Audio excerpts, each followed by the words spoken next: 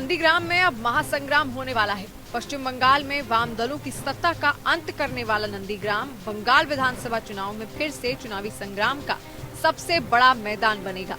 पहले मुख्यमंत्री ममता बनर्जी ने नंदीग्राम सीट से चुनाव लड़ने की घोषणा की, तो अब बीजेपी ने ममता के दोस्त से दुश्मन बने शुभेंदु अधिकारी को नंदीग्राम सीट से उतारने का फैसला किया है। नंदीग्राम और सिंगूर आंदोलन के शिल्पकार रहे शुभेंदु ने हाल ही में टीएमसी को छोड़ बीजेपी का दामन थामा है और अब दोनों नंदीग्राम में आमने सामने हैं।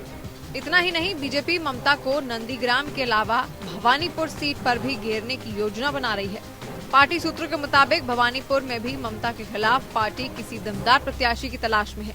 पार्टी की रणनीति ममता के खिलाफ कद्दावर नेताओं को उतारकर उन्हें उनकी ही सीट पर घेरने की है, ताकि ममता अपनी सीट में ही चुनाव प्रचार में उलझ जाए, जिससे पूरे बंगाल में ममता बनर्जी का चुनाव प्रचार अभियान प्रभावित हो सके।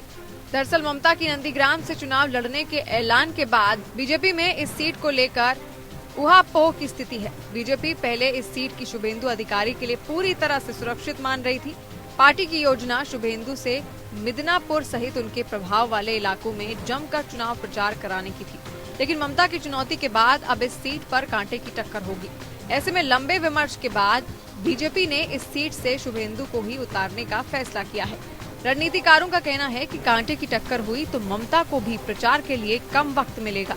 नंदीग्राम ने ही करीब एक दशक पहले पश्चिम बंगाल में वाम मोर्चा के करीब 3 दशक पुराने किले को ढहाने में अहम भूमिका निभाई थी। दरअसल साल 2007 में नंदीग्राम सेज परियोजना के खिलाफ प्रदर्शन में 1 दर्जन से अधिक लोगों की मौत हुई थी। तब शुभेंदु और ममता के नेतृत्व में टीएमसी ने राज्य की बुद्धदेव सरकार के खिलाफ बड़ा अभियान चलाया था। इसके 4 साल बाद हुए चुनाव में बंगाल से वाम मोर्चा सरकार की विदाई हो गई। अब 1 दशक बाद इस आंदोलन के दोनों शिल्पकार ममता बनर्जी और शुभेंदु अधिकारी एक दूसरे के आमने सामने होंगे। ऐसे में नंदीग्राम एक बार फिर बंगाल में निर्णायक भूमिका निभा सकता है। Bureau report.